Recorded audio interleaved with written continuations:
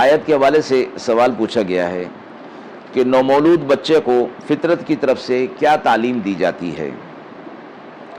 فرمایا انسان کا علم ذاتی نہیں ہے، اللہ رب العزت کی طرف سے اسے دیا گیا۔ پیدائش کے وقت تو اسے کچھ بھی علم نہیں ہوتا، پھر ضرورت کے مطابق وقت کے ساتھ ساتھ اللہ رب العزت اسے علم بلا واسطہ سکھاتا ہے، جس میں نہ ماں باپ کا دخل ہوتا ہے نہ کسی اور معلم کا۔ سب سے پہلے اسے اپنی ضروریات کے پورا کرنے کے لیے رونا سکھایا جاتا ہے، اور وہ رو کر اپنی ضروریات، بھوک پیاس، سردی گرمی کو ظاہر کرتا ہے۔ کوئی اور تکلیف ہو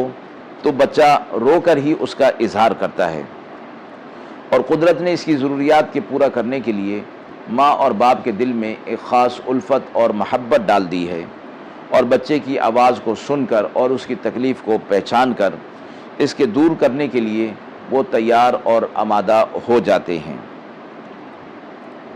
اگر بچے کو اللہ کی طرف سے یہ تعلیم نہ دی جاتی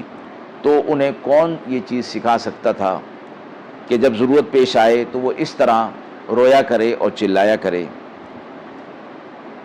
اس کے ساتھ ساتھ اللہ رب العزت نے اسے الہامی طور پر یہ بھی سکھا دیا کہ اپنی غذا کو ماں کی چھاتی سے دودھ کی صورت میں کس طرح وہ حاصل کرے، اور کس طرح اس نے اس دودھ کو حاصل کرنے کے لیے اپنی زبان اور ہونٹوں کو چلانا ہے۔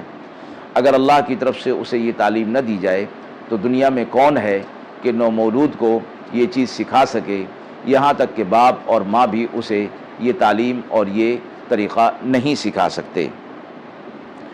پھر جیسے جیسے بچے کی ضروریات بڑھتی جاتی ہیں، اللہ رب العزت کی طرف سے اسے خود اس کے اندر بھی یہ سلیقہ پیدا ہوتا رہتا ہے کہ ماں باپ اور آس پاس کے لوگوں سے وہ سیکھتا ہے، اور سب سے پہلے وہ کانوں سے سن کر علم حاصل کرتا ہے، اس کے بعد دیکھ کر، اور پھر دل کا معاملہ آتا ہے۔ تو اللہ رب العزت نے اس آیت کے اندر ان تین چیزوں کا ذکر فرمایا، اور سورہ بنی اسرائیل پارہ نمبر 15 کے اندر بھی یہ فرمایا گیا کہ ان السمع والبصر والفؤاد کل اولئک کان عنہ مسئولا۔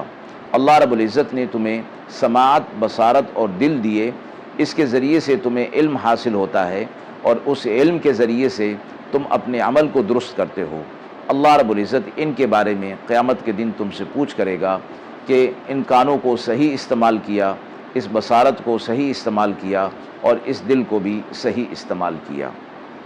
وآخر دعوانا ان الحمد للہ رب العالمین۔